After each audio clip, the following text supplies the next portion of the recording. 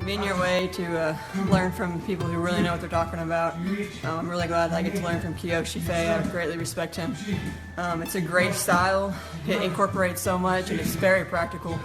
I really like to know the self-defense for if it ever happens. Detailed explanation of things that I was already wondering about or questions I had. Anything I need to ask, I can just ask, and it's convenient access to what I need, what information I need to know.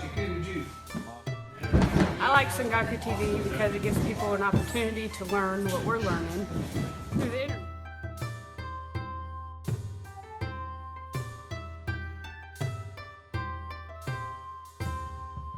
Karate as we know it, or martial arts as we know it, works against people who don't know anything. You start dealing with somebody with some degree of understanding, you got to get a little bit more clever, and that's why there's more than one move here.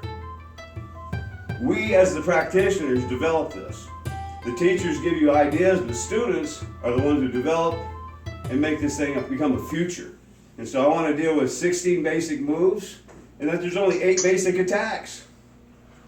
Now, if we go to the land of samurai, and I say, okay, he's going to pull his sword out on me, and cut me to bejeebers, and I say, well, okay, why is that any different than him throwing a punch? And so everything we know that Dr. Horn taught us is going to be taught off of dealing with the blade, and that doesn't really fit a lot of modern people too well, but it does fit the format of classic martial art, and it will work in your everyday stuff. So it's just a question of us talking more, you training harder, and the more experiences you have with stuff, sometimes those answers come to you and you go, Kyoshi, the other day we were doing this, and thanks. That came to me because I was thinking, be creative. Remember, the attack is not always just right in front of you. He could throw this in here, but that doesn't mean I got to dress him here. I could get him spun and deal with this, and there's no weapons here unless he's got these elbows that can come shooting out, or he can get a back kick off on me. But if I stand in front of him, I got all 4 guns. So you've got to get out from in front of whatever's happening, and you've got to be in a place where you can do your next best move. There shouldn't be one place on his body he could touch me anywhere. He has a wrist, he has an elbow, he has a shoulder, he has a neck, he has an ankle, he has a knee, and a hip. No matter if he's 10 foot tall, right? He's giving me stuff to work with. Elbow, head. Oh, come on. That's just too easy, right?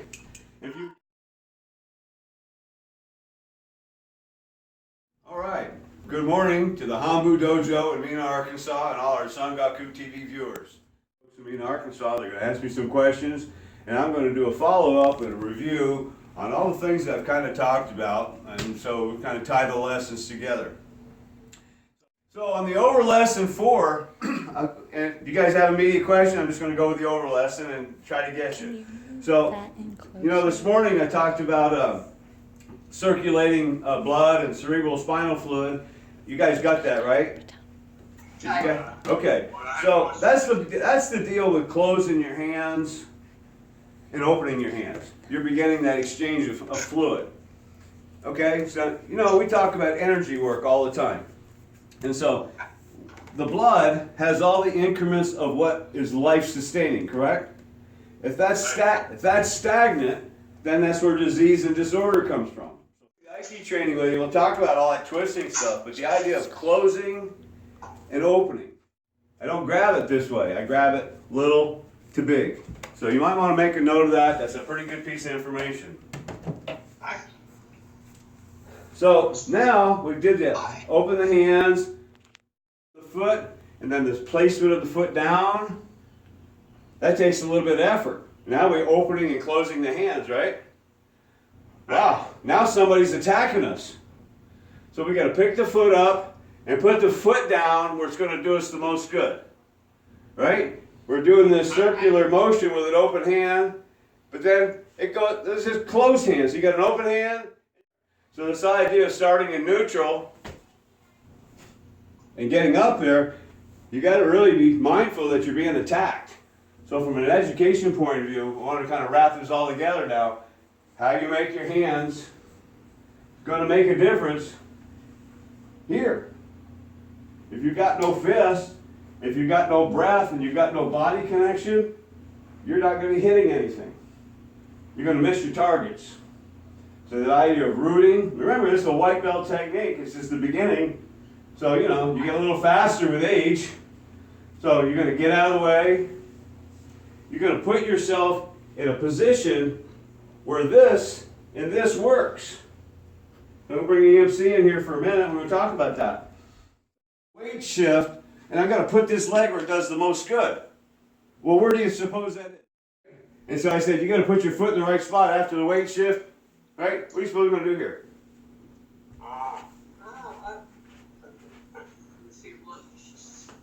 Does that move have a little bit more value to you? You see what I did? See it again? I would like to see it again. Okay. I always like to do it again. So the punch comes, I'm going to do the weight shift. Where I put my feet makes a difference. It changes the target, doesn't it? They're not right here. This isn't it. This is not it. No. And when you can't remember, if you can't remember I said no, it's either the N or the O. It's very important because it sets up the next move.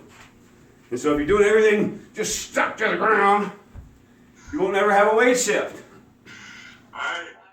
When you study martial art, this posture always means that you can move in 360 degrees advantage.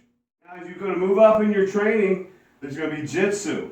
There's going to be aikido, roundhouse punch. I really like Koshinagi pretty well. I like that move. You might like it. You might like it, right?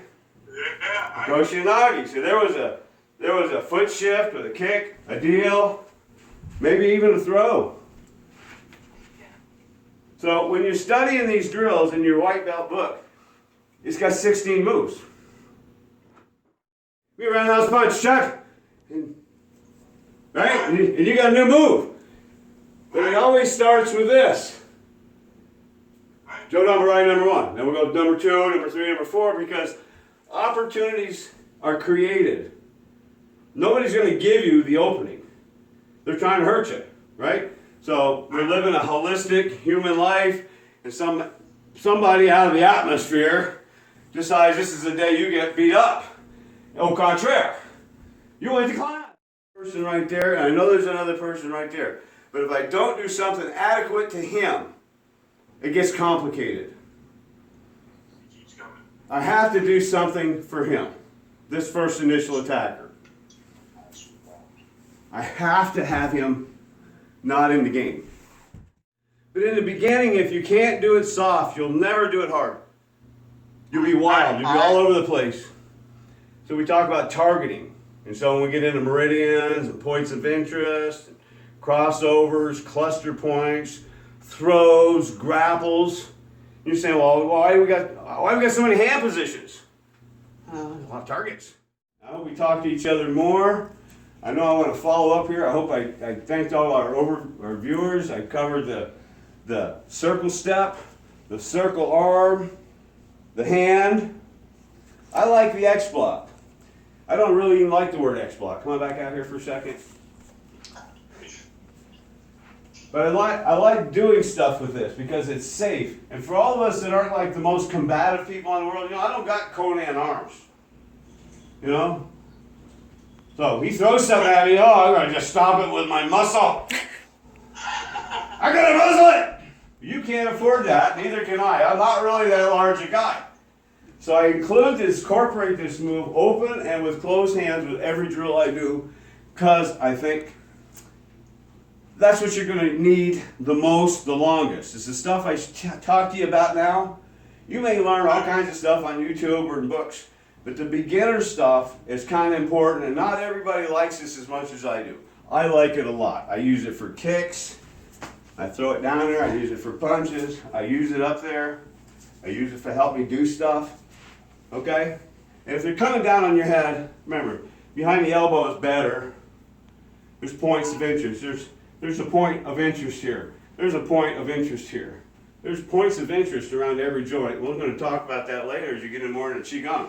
But you've got to learn to be a white belt. You got to be able to take a punch. If you can't take a punch, how are you going to play? So do your sit-ups. Come on. So part of being healthy is being strong. So that part's pretty important. And you can go through any book they got on martial art. You can watch any video you got. But if you don't have the physical presence and you don't have the mechanics to understand what an attack really is, you're just kind of throwing yourself around. So I'm going to try to hopefully I can tie this together for you. Yanas's been with me 12 years. He knows I'm a freak about working out. If you can talk it. I'll put this right on. The world can talk to me today. I think I know what I'm talking about. You guys are my kids in the Hambu school. Thank you so much. Work hard. I'll try not to let you down. Arigato. So for me and EMC and company, we're going to rock you. All right. Have a good day. Which day? Arigato, Kyoshi.